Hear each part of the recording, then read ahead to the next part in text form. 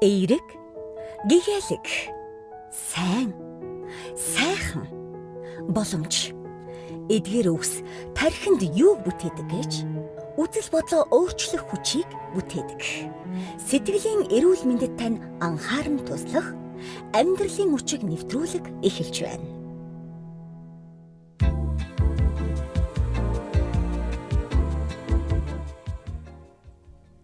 Гэр бүлийн радиотой хамтдаа байдаг эрхэм сонсогч танд энэ өдрийн мэд хүргэе. Амьдралын хүчийг сэтгэл зүйн боловсрол болгох нэвтрүүлгийн маань цоо шинэхэн дугаар эхлэхэд бэлэн болсон байна. Өнөөдөр сэтгэл зүйн боловсрол болгох нэвтрүүлгээрээ нарциссист харилцааны талаар ярихаар сэтгэл зүйн дархлаа, сэтгэл зүйн төвийн сэтгэлийн дархлаа, сэтгэл зүйн төвийн сэтгэл зүйч Лавг Долмыг урьж ирүүлсэн байна. Ингээд Лавг Долмдаа өдрийн мэд хүргэе. Тэр өдрийн за хөвчиг жоохон чангалаад өгөөрэй найруулагчаа. Тий. За тэгээ эфир сэтгүүлч сэтгэл судлаач Баясаа, за найруулагч модератор инх цолмоо ажиллаж байгаа. Сонсогчтой өнөөдөр нарциссист харилцаа. За цаашлаад газлайтинг гэж бас юу юм гээ те. Бид цаг гарвал гээд холбоод уяа цайхаа ярилцаад явна. Цаг гарахгүй бол нарциссист харилцаан дээр нэлээд сайхан ярилцсанаа. 986 104 5 дугаар явц шуудаар нээлттэй бол мэдээж сонсогчтой гэр бүлийн радио 104.5 гэсэн пэйж хуудасаар амьдралын хүчийг сэтгэл зүйн боловсрол болгох нэвтрүүлгээ хүлээн авч үзээ. За хэрэгтэй байгаа одоо асуултуудаа бас бичээрэй, илгээгээрэй гэж урьж байна. Мэдээж гэр бүлийн радио 104.5 84.5 долгион дээр бас игшиглэж байгаа шүү. За тэгээд нарциссист харилцаа гэдээ ярихаар сүүлийн үед бол хүмүүс маш их ярьдаг болсон тийм. Энэ сто нарциссист хүн гэл энэ газлайтинг хийгээд байна гэл тийм токсик харилцаа гэдэг ч юм уу. Ингээ харахаар нэг талдаа даваа талтай юм шиг харагдана. Ягаад тэгэхээр хүмүүс сэтгэл зүйн мэдлэг мэдээлэл маш сайн болжээ гэж багтаж бахархаж харж болохоор тийм. Нөгөө талдаа маш одоо буруугаар ашигладаг, хэрэгэлдэг, буруугаар хүмүүсийг бас тодорхойлдог тий. Тэгэхээр хоёулаа эхлээд нарциссист харилцааны талаар нарциссист харилцаа гэж яг юу юм? Ямар шир тэмдэг илрээд идэв гэдэг талаар ярилцъя. Энэ талаар тавас мэдээлэл өгөөч. За ер нь одоо сүүлийн үед нэр томьёо их ашигладаг боллоо гэж ярьж штэ. Тэгэхээр энэ өмнө нь байсан юм уу гэвэл байсан тий. Өмнө нь болохоор нөгөө бид нэр мэдээлэл багтаалаа л да. Тийм учраас яг ямар заныг хэлээд байгааг мэдхгүй тий. Өмнө нь юу гэж хэлдэг байсан бэ гэхлээр энэ их хуваач байсан. Аминчхан эсвэл жоохон том зантай, их зантай эсвэл жоохон өнгөрөө гэдэг юм уу те. Иймэрдүү байдлаар хэрэгэлдэг байсан. Яг одоо болохоро илүү нөгөө мэрэгжлийн нэр томьёо нарциссист гэдэг үгийг хэрэглээд байгаа гэсэн үг байна те. Тэгэхээр байсан зүйл байгаа зүгээр мэрэгжлийн нэр томьёо жоохон ийм илүү сэтгэл зүйн боловсрол нэмэгдснээс мэрэгжлийн нэр томьёо ашигладаг болсон гэсэн үг. За байсан байна. За байхдаа бид нарын өдөр тутамдаа хэрэгэлдэг тий. Онгороо жоохон ийм тийм юм аа гэл те жоохон давлуу юм аа гэл монголчууд маш ярьдаг штэ тий. Тэр байдлаар хэлж байна. Өнөөдөр бол яг энэ маань болохоор нарциссист харилцаа. Нарциссист одоо хүнч гэдэг юм уу те тэр байдлуудаар бол сэтгэл зүйн нэр томьёогоор ашиглаж байна. Тэгээд залуучууд маань маш сайн мэддэг. За хүмүүс ч гэсэн ингээл амны уншлах шиг ярьдаг тий. Ийм тийм гээд тэгвэл хоёлаа өнөөдөр яг нарциссист одоо зан чанар тий нарциссистийн үйлдэлийг яг тодорхойлж бас хэлж өгье л да тий. Энэ чи яг ийм утга учиртай юм аа. Ингээд байд юм аа гэдэг талаас нь. За нарциссист эмгэг гэж байгаа, зан үйл гэж байгаа тий. За эмгэг нь яагаад вэ гэхлээр тухайн хүн альва хүн болгонд юу нарциссист буюу өөрийгөө жоохон дөвөөлгөх, магтах, зарим үед миний буруу иш бусдын буруу гэж хэлэхтэй магтуулах гэдэг ч юм уу ийм хэрэгцээнүүд байгаа тий. Энийгээ хэрэглэхийг бол ингээд зан үйл гэдэг байгаа шүү дээ тий. Энэ нь хэтрүүлэн буюу бүх зан үйлдээ одоо амьдралынхаа бүхий л цаг хугацаанд энийг байнгын хэрэглээд тахлаар нөгөө эмгэг болчиход байгаа юм тий. За эмгэг бол угаасаа нэг хувь орчим тий хүмүүсийн нэг хувь орчим нь ийм эмгэгтэй байж болно гэж байгаа тий. За тэгэхээр эмгэг бол яг уу гэхлээр нөгөө илүү төрмөл шин чанартай эдэг гэдудаан одоо төвхтэй болох нь шүү дээ. Хэрвээ зан үйл ах юм бол ямар нэгэн байдлаар миний хүмүүжилт ч юм уу өсөд төрсөн орчинд ч юм уу эсвэл хин нэг нь намайг жоохон юм травматай байлгаснаас болооч гэдэг юм уу те эсвэл зүгээр юм миний хамгаалах механизм байдлаар ч юм уу бүр харилцааны зөв ингээд нөгөө харилцаа сураагүй, харилцааны зөв дадал сураагүйгээс болоод тийм асуудал руу орсон ч гэх юм уу, им янз бүрийн байдлаар илэрч болно тий. Тэгэхээр энийг нь нарцисст харилцаа зан үйл гэдэг байгаа. Тэгэхээр ялгах нь шүү дээ тий. Яг ийм хүн нь ийм юм уу? Зөвхөн энэ хүн харилцаан дээрээ зан үйл дээрээ ийм зүйл гаргаад байгаа юм уу? Ямар нэг шалтгаанаас үүдээд ийм зүйл гаргаад байгаа юм уу? Тэрийг хэдүүлээ ялгаж сурах хэрэгтэй. Ааха. За тэгвэл хоёулаа ялгахад тий хүмүүст одоо яг радио сонсож байгаа хүмүүстээ за гэр бүлийн радио 104.5 гэсэн пэйж хуудасаар үзэж байгаа хүмүүстээ зориулаад яаж ялгах юм? За тэгэл жоохон өнгөрөө дивэргэн тий өөрийгөө жоохон хөөргсөн тийм нөхдүүдийг нарциссист гэх юм уу бусдыг жоохон доошоо хийсэн өөртөө хит хитгэлтэй гээл тий гэх юм уу? Эсвэл яг тэр зан үйлээрээ буюу ямар нэг шалтгаанаас болоод тийм болсон. Эсвэл эмгэг нь энэ юм а гэдэг энэ хоёрыг ялгаатайгаар бүр сайхан тод ярьж байгаа л За та. эхний ээлжинд бид нөгөө нарцисст дээр юу харж болох вэ гэхлээр тэр хүний хийж байгаа үйл явдал нь одоо хийж байгаа зан үйл нь байнга юм уу? Давтамжтай юм уу? Эсвэл хаяа юм уу те? Манайхан ч бас нэг юм 2 удаа би уурлчвал энэ ууртаа хүн л гэж хэлнэ шүү дээ те. Тэгэн шүү дээ. Тэгэх гээд байдаг. Тэгэхээр энэ нь ихэнхдээ буюу 80%-аас дээш юм уу гэдэг чинь их чухал болоод байна шүү дээ. 80%-аас дээш болвол энэ хүний нөгөө эмгэг байх магадлал бас байж магадгүй тий. Хамгийн энгийн жишээ нь бол тий. Тэгэхээр ямар хэдэн удаа тавтагдаад байгаа. Эсвэл сүүлийн 1 сар энэ хүн нойргүй, хоолгүй, стресстэй явж байгаа болохоор тэгээд байгаа юм уу тий. Эсвэл намайг ингээд байнга хин нэг ингээд мяалаад идэг учраас би тэрийг давх гад байнга онгороод идэг юм уу те нөгөө хатаархуу англоо гэдэг юу яваад хошиг яваад тэрэн шиг тэр хүнийг харахаараа л зүгээр ингээд байгаа юм уу те тэгэхээр иймэрдүү зүйлээс бид нөгөө ялгааг нь олж харах хэрэгтэй гэсэн үг. Энэ хүн ямар нөхцөлд гаргаад байгаа тэр нь хэр удаан үргэлжлээд байгаа тэгээд нөгөө хүндээ зарим тохиолдолд ингээд нөгөө хүндээ хохирол учруулахгүй байж болно. Миний ингээд өнгөрж байгаа ч юм уу, намайг магт гэж байгаа ч юм уу те нөгөө хүнд хохирол учруулахгүй байвал энийг бас нарцист гэж хүлээж авахгүй гэсэн. Би магадгүй намайг ингээ хөвсгөр гэж байнга хэлдэг байг гэж бодъё л та тий.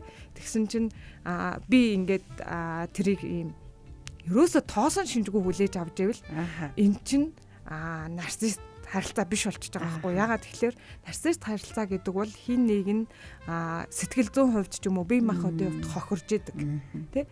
Тэгэхээр саяных бол зүгээр л хортой харилцаа эсвэл эрүүл харилцаа ч биш магадгүй би эмзэглэхгүй байгаа учраас эмзэглэхгүй тий надад төгшөөр үүсэхгүй байгаа стресс үүсэхгүй байгаа энэс болоод миний үс халзрахгүй байгаа тий ийм тохиолдолд бол энэ ингийн харилцаа байж болно тэгэхээр тухайн хүндээ аюу юм төвөг учруулад буюу хохирол учруулад сэтгэл зүйн болон бие махбодын хувьд тий нойргүй хоолгүй болоод миний хоолнд өөрчлөлт ороод тэгээд тэр үгийг хэлэх тоолонд би ингээд айдаг ч юм уу те стресстэй уур хуурдаг бухимддаг байгаа гэвэл энэ нарцист харилцаа байж болно.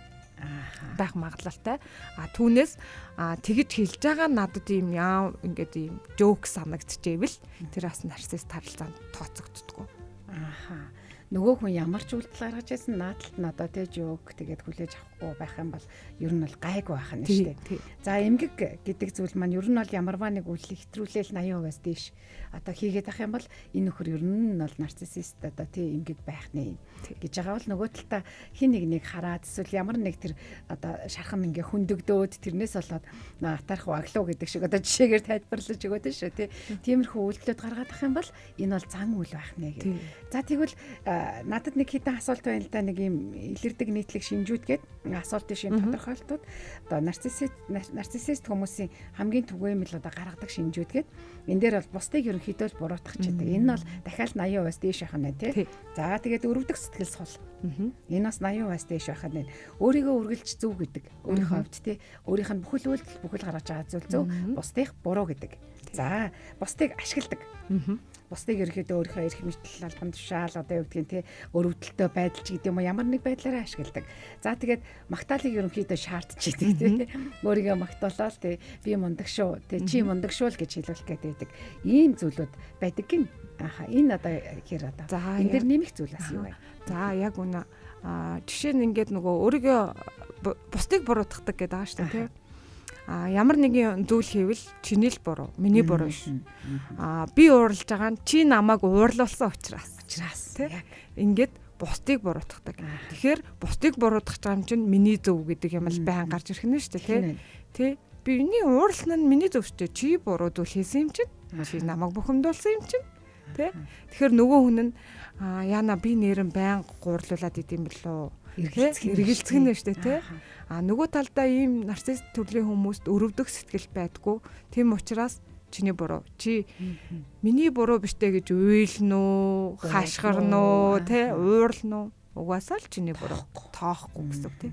Тийм учраас нөгөө хүнд сэтгэл зүйн хувьд маш хортой гэдэг байгаа нэг нэ тий. Нөгөө талдаа нөгөө ашигладаг гэдэг гэж штэ. Тэгэхээр дандаа ингэж нөгөө буруутгаад идэм үү гэвэл үгүй. Ихэнх үедээ бол их гоё ихэлнэ тий. Их үедээ за магадгүй ингээд эсрэг хүсийн хүн байвал дурлуулах гэж бол одоо хамаг гоё үгээ хэлнэ, магтана, цэцэг бэлэглэн тий. Тэгээд бүх л төрлийн гоё бэлэг үгэн тий. Эн чинь нөгөө хамт байх буюу тий хамт байх нь надад ашигтай байгаа учраас бүх гоё юма хийдэг гэсэн үг байна шүү дээ. Тэгэхээр ингэж нөгөө зарим хүмүүс тэгдэж штэ суухан юм ямар гоё хайлж урлж байла суугаал аашаа нь биш болцсон гэдэг чинь энэ хүн нарцисс зан үйлтэй хүн байсан байж магадгүй байх гэдэг байгаа байхгүй юу. Тийм учраас нөгөө хүн суусны дараа хамт байх гэдэг зүйл нь ингээд болцсон зорилго нь биелсэн учраас нөгөө муулах нь эхэлнэ. Чи ямар удаа юм бэ? Хоол чи ямар аамдгүй юм бэ? Үс чи ямар ардгаа юм бэ? Тэртээ гоё байсангүй штэ гэл те. Ингээд энэ үгийг маш олон давтамжтайгаар хэлж эхэлдэг гэсэн үг те. Тэгэхээр нөгөө энэ хүн энэ үгийг хэлэхээр энэ маань гомдож байгаа болов уу гэдэг юм байхгүй штэ. Эмпати чадварс нь сул учраас ингээд нөгөө хүнийг улам дахин гэмтээгээд байдаг гэсэн үг байна. Тэгэхээр ямар ч зүйл хийсэн бусдын буруу. Тэгтээ нөгөө талдаа нөгөө нэг хүмүүс хэлдэг штэ. Энэ харилцаа тийг яагаад байгаад байдیں۔ Яагаад орхио авчиж болдгүй юм гэл те. Тэгтэл эхлээд надад айгүй гоё чихэр өгөх захгүй юу. Нөгөө гоё өгнөд хэлээл те. Хайртай шүү. Чим л байхгүй болохгүй шүүгээ хэлцэн. Тийм учраас ямар нэгэн буруутгасны дараа нөгөө хүн салаа явууч гэдэг юм уу янз бүрийн үйлдэл гаргангууд буцаага чихрээ өчтдөг. Хуураад идэг те. Үгүй штэ чим нь гоё би өчигдөр л уурна. Ягаад тэгэхээр ахаал хамт байх гэдэг нь надад ашигтай байгаа учраас буцаага л их гоё өршөөл ирчдэг гэсэн үг. Тэгтээ тэр нь жинкнээсээ өршөөл биш. Жинхэнэ уучлалч өрөөсөө биш. Зүгээр хамт байхын тулд хийж байгаа хурмаг одоо зан арга заал байгаа гэсэн үг тий. Яг л нөгөө хилээд идэг маш олон одоо гэр бүлүүдээ нөгөө Монголын одоо сайхан зүвцэцүү хүртэл байна шүү дээ. Авааг байхад авгаа сайхан, алааг байхад үнэг сайхан гэл тий. За ингээд цаашаага амьдрал үргэлжиллээ. Гэтэл үнэхээр одоо нөхөр маань хитрхи одоо мэдрэмтгий юм аа. Нөгөө гой зүйл налгаа гэдэг зүйл бол байнга л гарч ирээд идэг. Тэгэхээр одоо юу гэдгийг энэ нарциссист хүмүүс цаашдаа ингэж хуурсаар хагаад амьдрал явах юм уу? Эсвэл бусдыг хайрлахад одоо суралцах юм уу гэдэг бас нэг юм эргэлзээтэй зүйл олон байна тий. Хэрвээ үнэхээр нарцисст эмгэгтэй бол тий тэрийг бол сэтгцэн эмчил оншлно. Бид нэр оншилахгүй тий. Хин нэгэн хүн энэ яг нарцисст юм а гэж хэлснээрээ онцлогдохгүй тий. Яг тийм тохиолдолд давтамжтай байгаад танд нэг юм мэдрэмж төрөөд байгаа бол зүгээр сэтгцэн эмчтэй л уулзуулчих гэсэн. Тэгээд тэр эмч үзэл тийм гэж гаруул уучлаараа тэр чин эмгэг эм чин эмчлэгдэхгүй л гэсэн үг. Хэрвээ зан үлийн хувьд те тэр хүн харилцааны арга буруу ашигладаг байж болно, хайрын хэлбэр нь өөр байж болно те эсвэл ямар нэгэн байдлаар нөгөө багадаа жоох юм хүчирхээлтэй гэр бүл төснөөсөө болоод ч юм уу те юм яаж хаарлахаа мэдгүй тэрийг л хэлхийг одоо хайр ч юм уу гэж ботцсон байж болно. Зан уулын хувьд байвал бид нар зан үйлтэй юунаас үүдэлтэй тэрийг нь олоод тэн дээр нь ажиллана. Гэхдээ та өөрөө ажиллаад ямар ч нэмэр болохгүй. Ягаад тэгэхээр та эмч биш, сэтгэл зүйч биш те. Тэгэхээр мэрэгжлийн хүн л тэр хүнд ойлгуулна. Та яагаад болохгүй гэхээр би түрүүнд нөгөө хоёлаа шинж тэмдэг дээр ярьж ирсэн шүү дээ. Өөрийнхөө бурууг хизээж хүлээн зөвшөөрдөггүй. Тэгэхээр чи нөгөө ийм зүйлээс болоод чи ийм хандлага гаргадаг юм байна. Тийм учраас засаа гэхээр чи өөрийнхөө үлэг бурууг хүлээн зөвшөөрөхгүй учраас тэр амжилтгүй болох байхгүй юу? Тэгэхээр энийг мэрэгжлийн ур чадвартай сэтгэл зүйч уулзж ижил засах боломжтой. Өөрөөрөө тэр хүн ихлээд өөрийнхөө нэрээ энээс болоод энэ үйлдэлийг дахин давтамжтай гаргаад идэв юм бэ. Тэгвэл би засъя гэж хүлээн зөвшөөрөх процесс хэрэгтэй байхгүй. Тэгэхээр манай ихэнх эмэгтэйчүүд яагаад гэдэг вэ гэхлээр миний хайр байгаа юм чинь би засна. Засан залруулах дуртай шүү дээ тий. Зөөлн нь хатуугаа гэдэг юм тий. Энэ үзэл баримтлаас болоод бид нар засрахгүй юмыг өөрөө засч чадахгүй юмыг гүгээд итгэдэг тий. Тэгэхээр энэнд бол хугацаа алдна.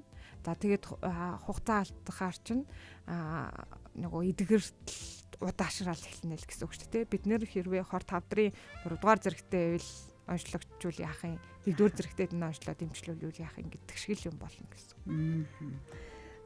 Яг амьдралын хүчийг нэвтрүүлэг маань одоо юу гэдгийг тийм мэрэгжлийн үг хэллэгүүдийг цаашдаа ч гэсэн бас тайлбарлаж ярьсаар байх болно. Энэ удаад бол нарциссист эмгэг, нарциссист харилцаа гэдэг. Ингэнгүүтийн дотор хоёр янз байгаа ингээ хүмүүс олоод харчлаа ш. Нэг бол зан үйлээр илрээд байх нь, нэг бол цаанаасаа ингээд эмгэг байх нь байна гэд. За тэгээд цаашаага тэгвэл энийг ярихаар одоо юу гэдгийг тэр нөгөө нөхдүүд чинь гэдэг юм чихрийн дахиж өгөөд ш. Нөгөө нөхөр нь тий одоо амьдарч байгаа хүн ч юм уу, хайртай хүн ч юм уу тий. За энэ юусоо харилцаа биш байна, буруу байна. Болио буцъя бууж өгё гэлдэг гингүүт чимэл байхгүй болохгүй нэ тий. Челстэ үнэхээр мундаг шүү, хөөрхөн шүү, сайхан шүү гэл нөгөө чихрийг буцаж өгөөд ингээд. Тэгэхээр айгүй ухаалаг байгаад байгаа байхгүй. Энэ ухаалаг байдал нь одоо яагаад тий өөрийгөө тий хүнийг яаж хажуудаа байлгах вэ? Тэр хүн байснаар өөрөө өөрийнх нь ямар одоо тий байдал нь одоо ямар зүйлээ ингэж эргээгээ дүүрэх гээд нөхгүй байгаа гэдэг ч юм уу тий. Их сонин юм зүй тогтол байгаад байна л да. Тий.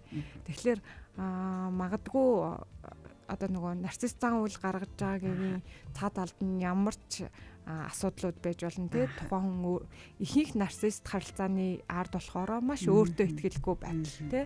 Өөртөө итгэлгүйгээ хэтрүү нөгөө өөртөө итгэлтэй юм шиг харагдах гад хэтрүүлчдэг тий. Эсвэл нөгөө нэг юм хайраа илэрхийлж чадахгүй, хайр маш дутмаг байгаагаа чамгүйгээр ч гэсэн би амьдарч чадна ч гэдэг юм уу те. Ингээд ямар нэгэн дутуу байгаа зүйлүүдээ хэтрүүлэн гаргадаг. Тэгэхээр ихэнх тохиолдолд бид нар чинь яагаад гэдэг вэ гэхлээр нөгөө энд нэг юм дутуу юм мэдрэгдээд ирэхээр нөгөө тал руу хит цавлж идэг те. Хэтрүүлэн хэрэглээд идэг те. Энд ингээд нэг юм хүн миний үгэнд орохгүй болохоор уурлахтаа хашгирдаг ч юм уу, цохоод авдаг ч юм уу. Тэрийг нэг уг нь үгэндээ оруулах гээд байгаа, хүлэн зөвшөөрөх гээд байгаа процесс нь тэгэж эхэлдэг. Тэгэхээр нэг энд нэг болохгүй байгаа юмыг нөгөө талд айгүй хэтрүүлэн л гаргаад байдаг тийм. Тэгэхээр энд хэтрүүлэн гаргаад байгаа. Гэхдээ өөрөө мэдгүй байгаа. Өөрөө мэдгүй байх гэхээр айгүй харамсалтай санагдаад ах юм. Иннээс болоод маш олон харилцаа тийм маш олон хүмүүс бие махбодын хувьд сэтгэл зүйн хувьд тохирдог штэ тий. Эрдэг хор охирлуудыг сэтгэл зүйн хувьд бие махбодын хувьд гэдэг. Тий.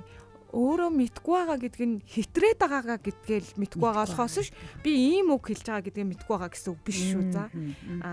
Би муухай үг хэлж байгаа ч юм уу, муухай зан гаргасан гомдоож байгаа гэдгээ мэдгүй байгаа гэсэн үг. Энэ хэмжээнд байхад хэвэн гэж бодож байгаа гэтэл үжээ хэвийнээс хитэрсэн байгаа. Тэрийг л мэдгүй байгаа.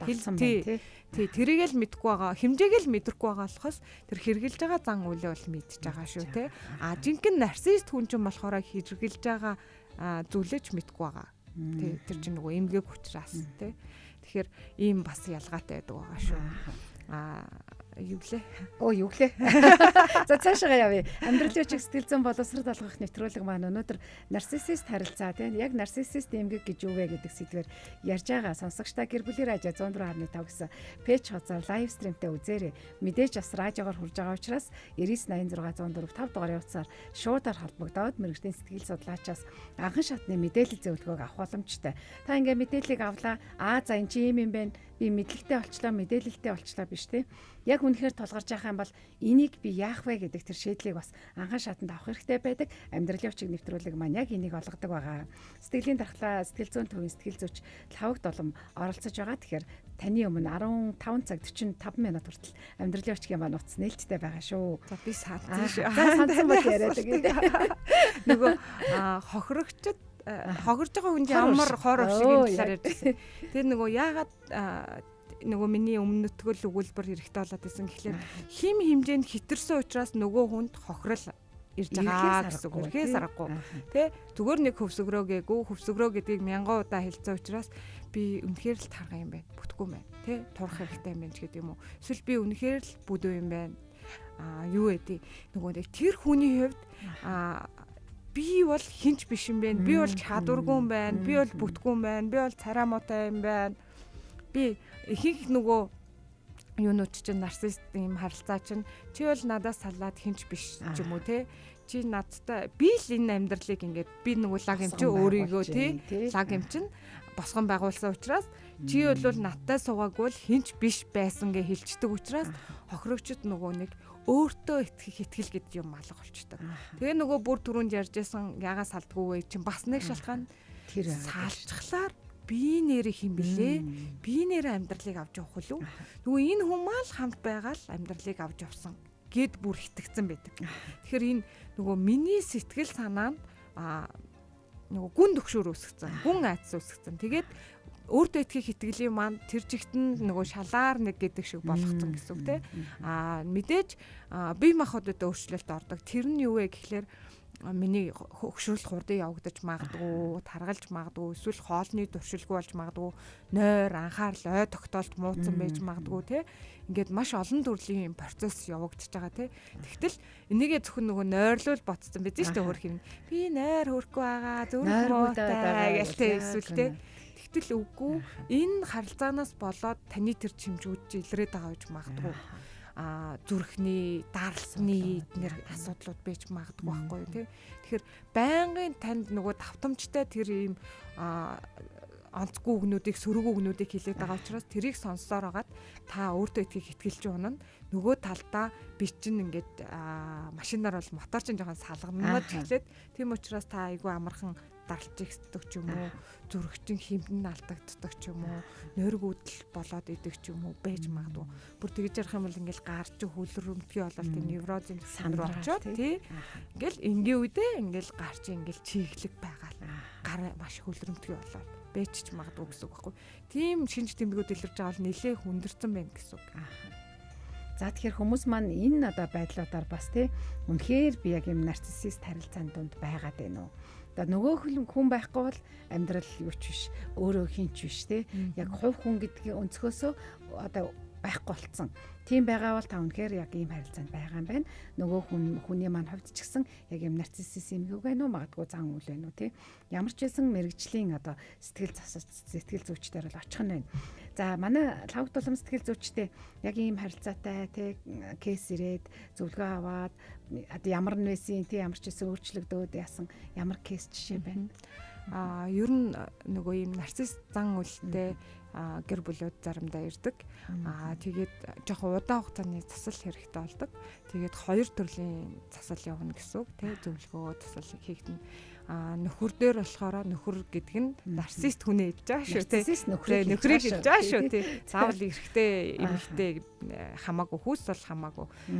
Тэр хүн маань юу явах вэ гэхэлэр нөгөө хүлээн зөвшөөрөл буюу би тэр хил хязгаарыг хэтрүүлэн хийгээд байгаа юм байна. Би 80-аас 90% буруу зүйл хийгээд байгаа юм байна. Тэгэхээр тэрийг бууруулах тий.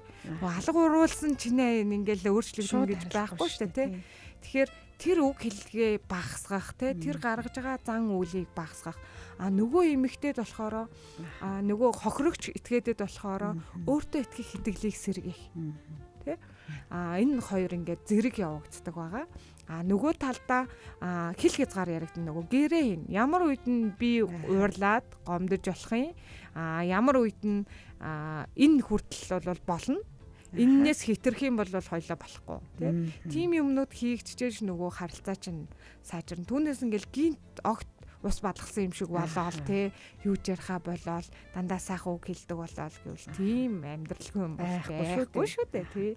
Тэгэхээр энэ нөгөө хохирогчд ирж байгаа мэдрэмж нь буурахыг л засал зөвлөгөө амжилттай хийгдэж байна гэж хэлж байгаа тийм.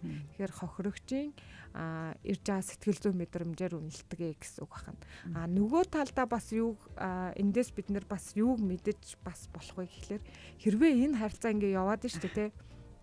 За тэгээд хүмүүс айгүй хөөрхөн хичээгээд нэр болохгүй юм байна. Энэ хүн амжилт олохгүй юм байна гэж саллаа гэж бодъё. За салангууч юу болдог гэж нөгөө хүн өөртөө итгэх итгэл нь унтсан учраас нарцист харилцаанаас салсан хүн салсны дараах хямрал нь удаа үргэлжилдэг. Тэ энгийн хүнээс ингээд амьдралд хүмүүс салж л байдаг, нийлж л байдаг тий. Салахад бол хэсэг хугацааны дараа бид хоёр тэр зүйл дээр зөрчилдөд болохгүйс учраас салчлаа. Ингээ ярьж идэг бол ойлгож хүлээ авсан. Ойлгоод хүлээ авах юм процесс 1-2 жилд ингээ болчдөг бол нарцист харилцаанаас ингээд салсан хүмүүс тэр нөгөө хохирогч гимтцэн учраас маш удаан байдаг. 2 жил 3 жил ахтал хэцүү байна, болохгүй байна, бүтггүй байна гэх нэг юм салаад нэг дуурайддаг байдаг шүү те. Тэгэхээр тийм байх бас магадлалтай.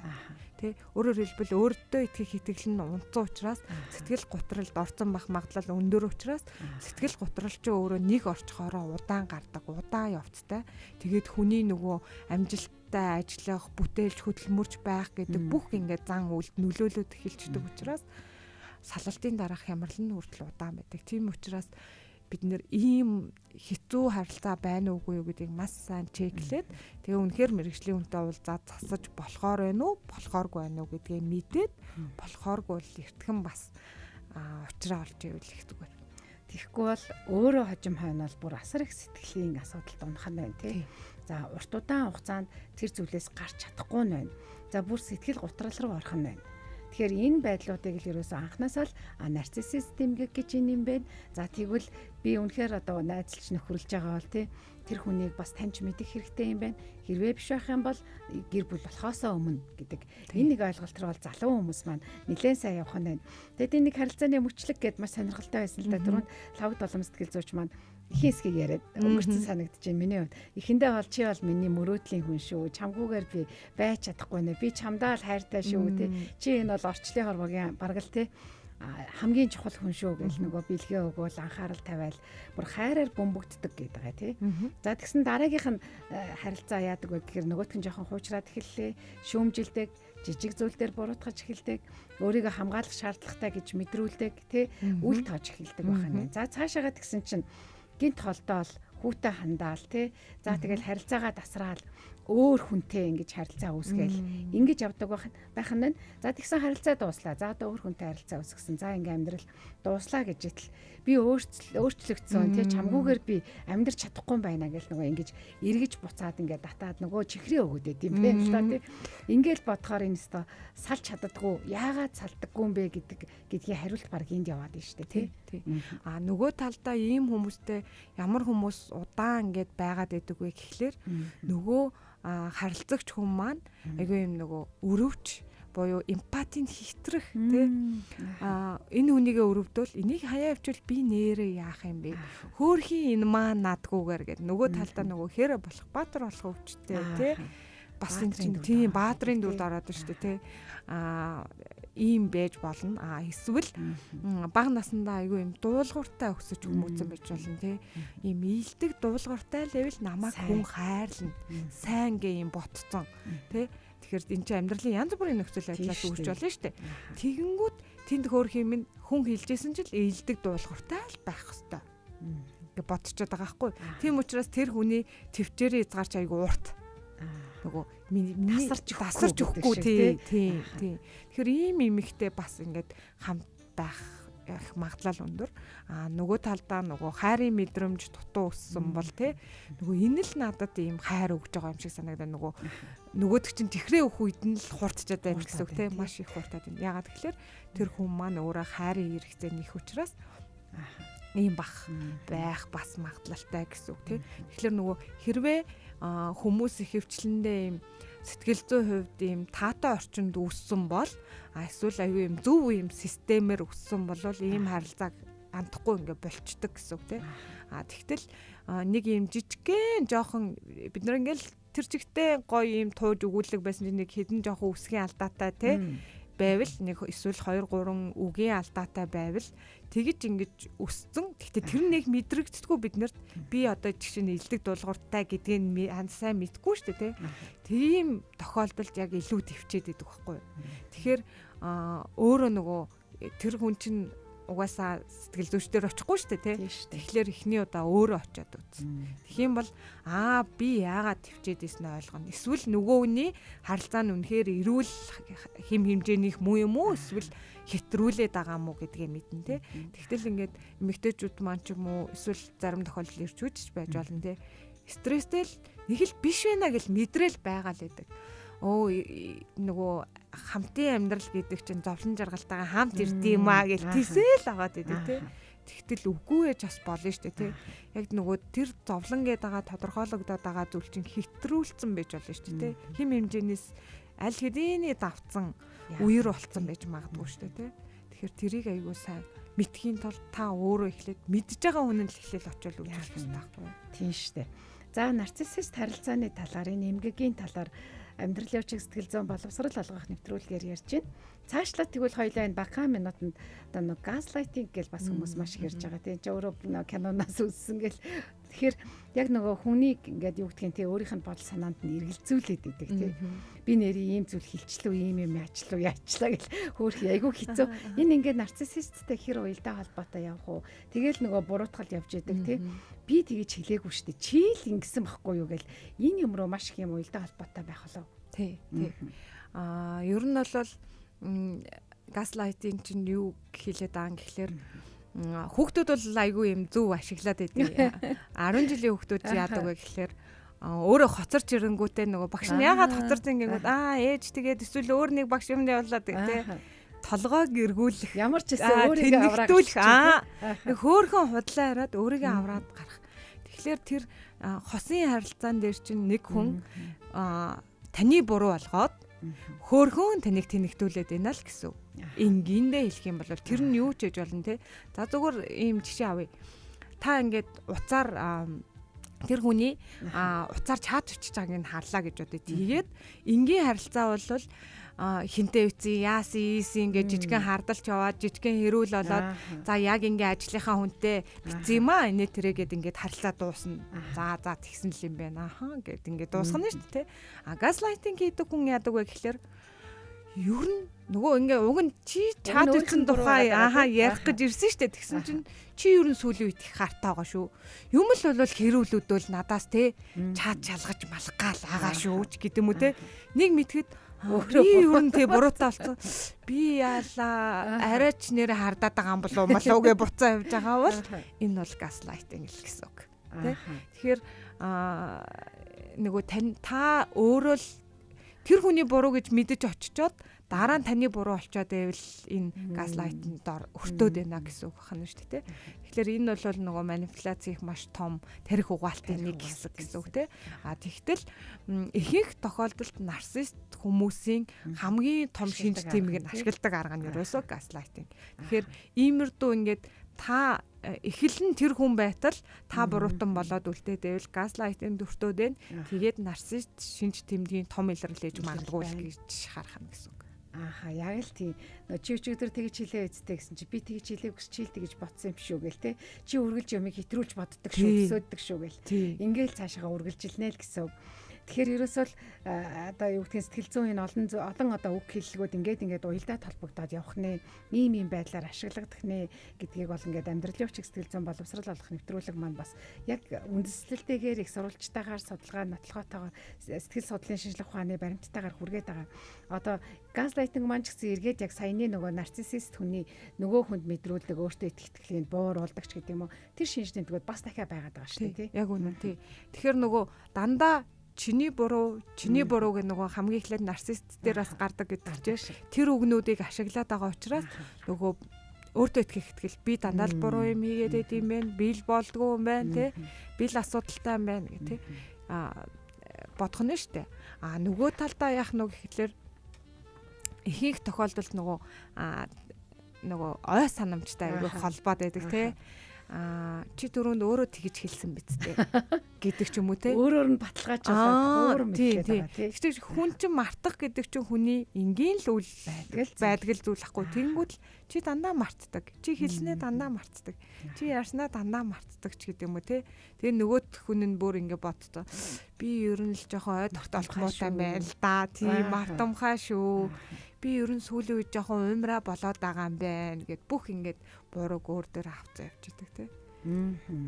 Бас л аюултай яг ингээд үнэхээр ингээд амьдрал дээр та ингээд мэдрээд яах юм бол аюултай зүйл байгаад байна. За хүлээн зөвшөөрдөг үү гэж ярьсан тий тэр нөгөө нарциссист нөхөр бол би нарциссист биш.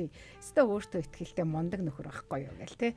Энэ хүлээн зөвшөөрөл гэдгийг ер нь бол ямар ч одоо сэтгэл зүйн асуудлууд дээр өөрөө л хүлээн зөвшөөрөхгүй бол ирэхгүй байна. За ер нь ингээд та ингээд кейс авах юм бол яг өөрөө хүлээн зөвшөөрөд ирсэн тохиолдол байдаг уу? Ер нь хэцүүтэй. Тий. Мэдгүй одоо нэг 20 морин уулзалтын нэг байд юм болоо. Тий. Ер нь л хэцүүтэй. Тэгээд ялангуяа нэг Монгол эрэгтэй хүний хувьд бол бүр эрх нь муу тий. За эмэгтэйчүүд бол бүр болохгүй за би л нэг болохгүй байгаа юм шиг байна гэж ирж байгаа юм тий. Тэгтэл эрэгтэй хүн чи яадаг вэ гэхэлэр сул нөгөө монголчуудын уламжлалцсан арга нь хиймэрлэг бай, суул дорой байж байгаа яг үнэн тий. Тэгцэн учраас тийшээ явах юм бол нөгөө би сул дорой гэж бодох гээд байгаа тий. Сэтгцийн асуудалтай тий. За тэгэхээр эмэгтэйчүүд ингээ боломжтой юм байна. Бас сонирхолтой одоо эрэгтэй эмэгтэй за магадгүй нарциссист эмгэгтэй байна уу, зан үлээс болоо шалтгаалаад байна уу. Тэнгүүд за эрчүүд бол ер нь бол ирэхгүй нэ эмэгтэйчүүд ирээд юу гэдгийг те өөрийнхөө энэ зүйлийг хүлээн зөвшөөрөөд өөрчлөгдөх боломж нь бас ирээдээ. Ер нь бол мэдээж боломж байгаа. Гэхдээ хувь хүнээс мэдээж хичээл зүтгэл шаардна те. Гой нэг бас юм харагдаад идэгэн зөвлөгөөн дээр ирчүүд нэг шийдээд ирэхээр ямар гой тууштай явдаг гэж. Ямар гоё юм бэ? Тий. Маш юм няхуур бодно. Даалгавар өгөх юм бол даалгавар хийн. Айгүй юм тууштай, цагаа гоё баримтлна. Бас их давуу талтай. Нэг шийдээд ирэхээр манай эмэгтэйчүүдийн нэг сул тал нь юу вэ гэхэл уг нь гоё ингээ хүлэн зөвшөөрөд хүрээд ирж байгаа. Тэгжээс нэг за ер нь үгүй ч юм уу гэсэн. Хүлээн зөвшөөрөх байгаа явчихна. Нэг жоохон тэгэх тал байгаад байдаг. Гэхдээ ер нь хүн юм чинь хувирамтгай байж болно шүү дээ. Хүн юм чинь. Зүгээр хувирамтгай байж болно. Гэхдээ гол ерөнхий дунд чинь хэдөө бай тээ.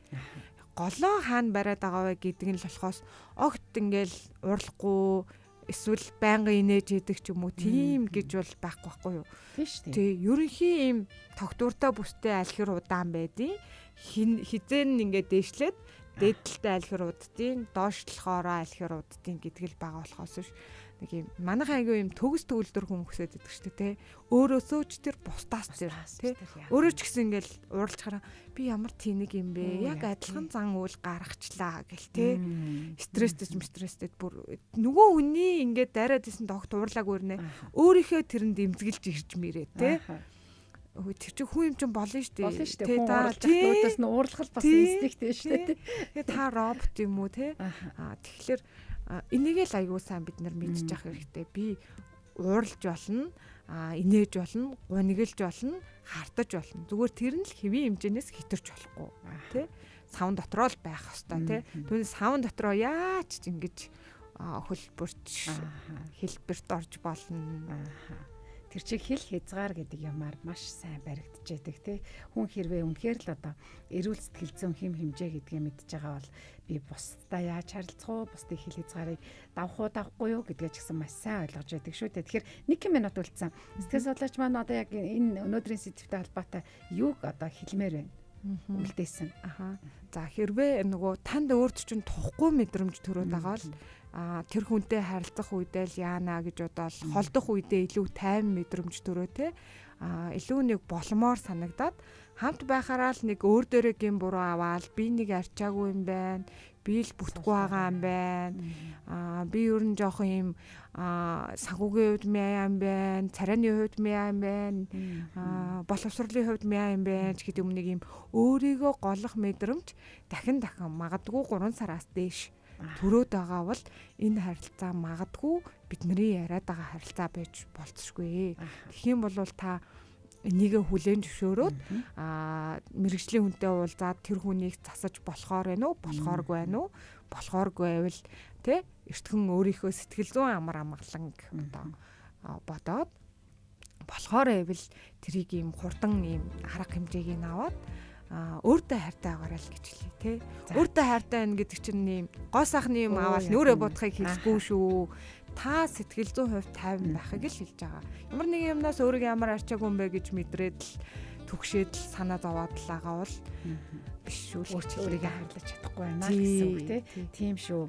За амьдралын учиг сэтгэл зүйн боловсрал олгох нэвтрүүлгийн маань энэ удаагийн дугаар энд хүрээд өндөрлөж байна. Өнөөдөр нарциссист харилцаа, за газлайтинг гэж яг юу гэдгийг ингээд товч сайхан ярьлаа. Нэвтрүүлгийн зочноор сэтгэлийн дархлаа сэтгэл зүйн төвийн сэтгэл зүйч лавг толон оролцлоо. Ингээд эрхэмзчэндээ маш их баярлалаа. Үнэтэй мэдээлэл байлаа.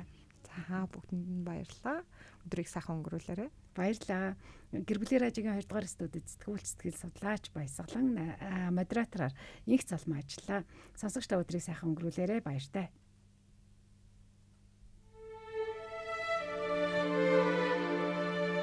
Ирээд буцах богинохон цаг хугацаанд хамгийн түрүүнд өөртөө таалагдж амьдр. Тэгж байж л өөрийгөөч бусдыг ч хайрлаж чадна. Сэтгэл зүйн боловсрол олгох амьдралын хүчийг нэвтрүүлэг танд хүрлээ.